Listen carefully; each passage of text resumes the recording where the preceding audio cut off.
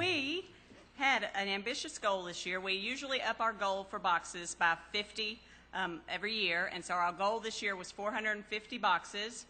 And you probably can't tell it because some of these are stacked too deep, but we have 573 boxes. And we did not run out of stuff to put in boxes. We ran out of boxes. I mean, we ran out of boxes, totally. All the plastic, all the paper we could come up with. So we have really, really outdone ourselves this year. Every box that you see has a soap in it. Every box has a washcloth. Every box has toothpaste and a toothbrush and a toy. And most of them have balls. Most of them have shoes. They all have candy. They all...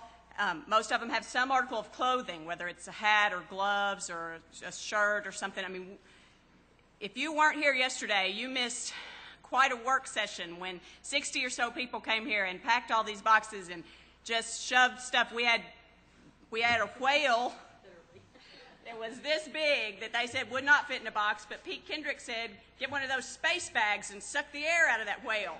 So we got a gallon bag and smushed the whale and sat on it and zip-locked it and made it this thick, and it is in one of these boxes. So where there's a whale, there's a way. So Pete sat on it? no, I sat on it. Pete did not sit on it. But that, and you can tell we were still stuffing some boxes this morning because we ran out of soap before we ran out of boxes, and we had to go out last night and get soap and toothpaste and candy for just a few more of the boxes that were still in the hall this morning. So now we know they're finished. I want to show you this because some of you weren't here when I showed this the other night. Helen Cloyd made 60 of these. We put one in all the big girl boxes, the 10 to 14-year-old girl boxes. Look at this. This is a monkey. And when you push its cheeks, it's got a piece of candy in it. Now, is that the cutest thing? She's 80-something years old, and she's sitting at home making these little monkeys and ducks for our boxes. So I'm just thrilled with these. In fact, we kept one out so we can make a pattern and get more of these for next year because they're so cute. Okay, so 573 boxes. 52 of them have been paid for with the tracking labels with the barcode on it. So 573 minus 52, that means we still have 519 boxes to pay for the shipping. It's $7 a box to ship and to include a Greatest Gift of All book, Bible story book that tells about Jesus in the language of the child. I don't know what language that is, but some of these, I don't know, Lithuanian or something. But anyway, we have samples of these if you want to see them. This is Russian. I can figure that one out. So they're really, really neat books, and they tell the story of Jesus. And so they print these books. That's part of our $7 pays for these books. Part of our $7 pays for the mailbox Bible study that the children, if the churches pass out boxes, then they get the children to come back and do a 10-week or 8-week Bible study. And they can graduate from the Bible study. And so our $7 pays for that too. And our $7 pays for the shipping. And I told you we went to a conference this year, and one of the questions that was asked is, why don't you just go to the places where it really doesn't cost that much to ship the boxes? You know, you can drive boxes to Mexico. And they said, we're not going to give up the deepest, darkest places in the world.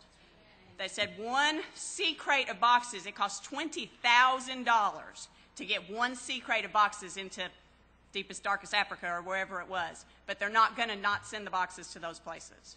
And so that's why we pay our $7 to ship each box. So the grand total, they tell me, is $3,633 that we need to collect to ship these boxes. $3,633. And we're always like, oh my gosh, how can we do that? But then, you know, when you think, if I'm thinking right, you know, somebody writes a $100 check, 36 families write $100 checks, and we're there. So it's not undoable. I always have to think like that because I freak out. But it's not, we've done it every year, and we can do it this year. So I'd like the elementary school age children, kindergarten through 5th grade, to come up. They are going to come out and take your money. So watch out. If you have money to give for shipping, if you have a check, make it out to the church. If you have cash, just hand it to these children. Come on up here, little kids. And then the youth are going to come along. This is new this year.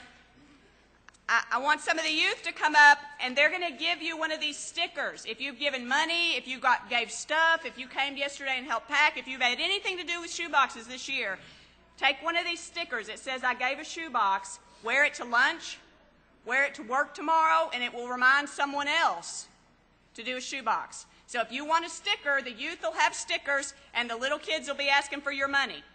So let's raise $3,000.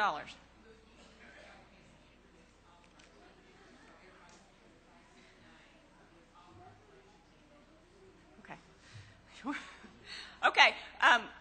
As you know, after today, we start the next phase, which is the collection center. And I want you all to know who our collection center team members are. So if you have any questions, if you want to come work, if you're not sure what it's all about, the collection center team members in Junction City, Tommy McGurr is a collection center team member. Jean and Jamie are in charge of our collection center. Judy Walker is a collection center team member. Donna Fagenbush is a team member. We're going to do something we should have been doing forever, but we're going to be a little bit more stringent about this year. We're going to have regular devotion and prayer times at the collection centers. We've been doing it kind of sporadically because it's so busy, but Donna's in charge of that. She's going to crack the whip on that one. So, and then I'll help at the collection center too. So that's going to start this week, and we'll give you more information about that. And actually, we want anybody who thinks they might want to work at the collection center, might want to stop by, might want to help, even if you've done it every year, please meet down here right after church, because some things are going to be different. We're going to talk about it just for a second, have a little meeting.